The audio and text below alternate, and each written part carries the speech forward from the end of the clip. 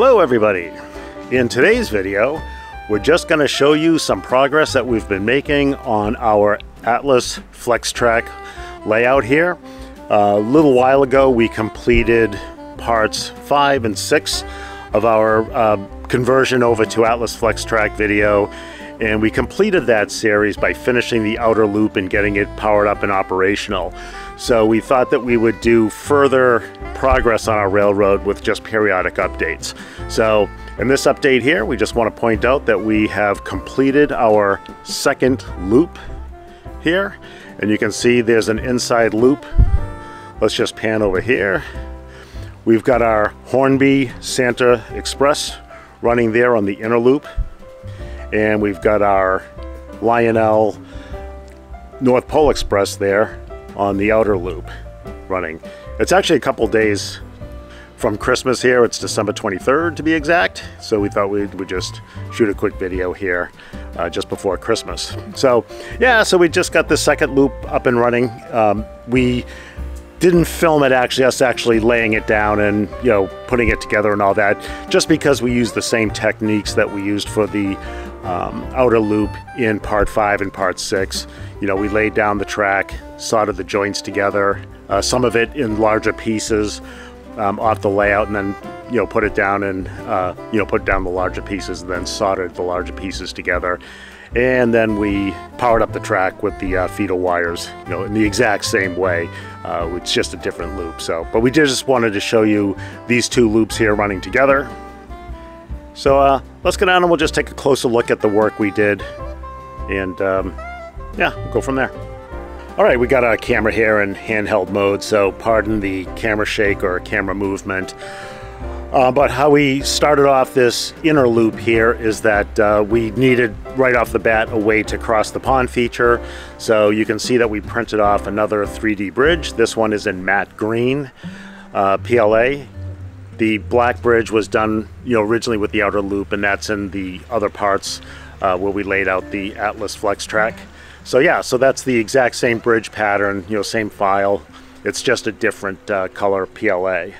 So we'll just take a look around there. So we're pretty happy with the way that came out. There's a little bit of satisfaction when we could have gone into a store and bought bridges and so forth, but yeah, it's a little sense of accomplishment when you 3D print these, if you have the means to do that, which we're lucky enough to. And the printer, again, that we've printed these on is the Creality Ender 3 S1 Pro. That's a filament printer, but it does a nice job here, as you can see. We're pretty happy with the results. And then kind of looking in, we've got our inner loop track all fastened down. You can see the nail holes there, or the nails periodically there. And we've got the ties filled in. Let's take a look at a joint here. Our technique on our joints might be getting a little bit better. We're probably still a little heavy-handed on the solder, but we're getting good connectivity. The trains run fairly well on it, and there goes Santa's Express right there.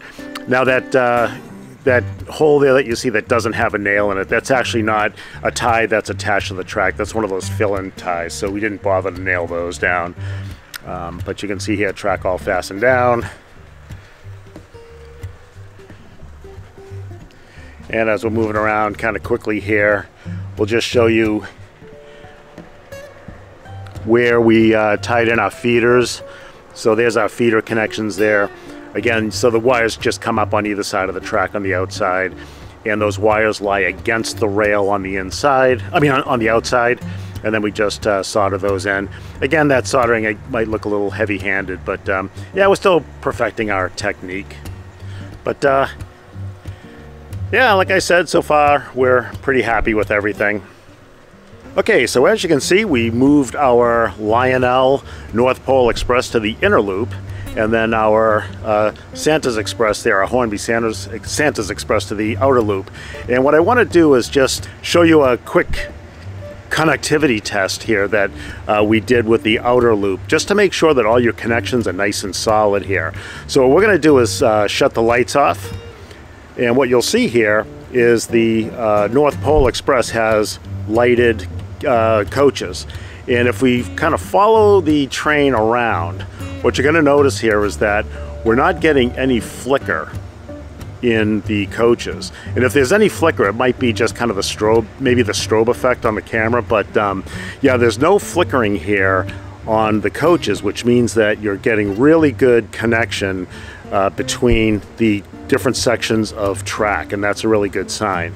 When we were using the Bachmann Easy Track, as the trains, especially with the lighted coaches, the coaches really seem to be the test, not really the headlight on the locomotive, if the locomotive has one, but the coaches, because there's just more lights and more kind of failure points, I think, as it goes along the track.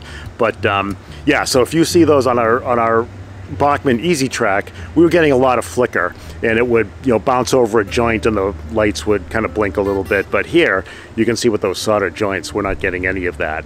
And we did that same test on the outer loop when we completed that. Yeah, so that's a good test that you can run to make sure that all your connections are good and you're getting good power to the track all the way around.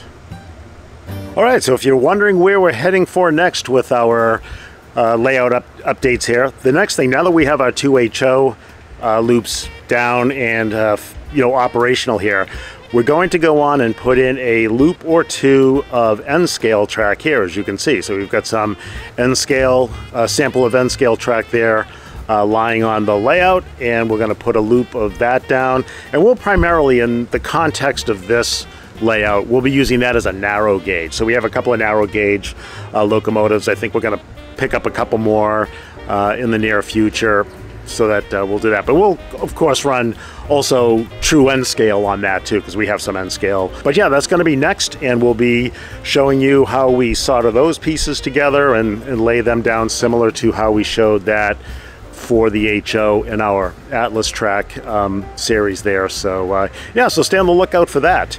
Otherwise, everybody just have a happy set of holidays, and we'll see you in future videos.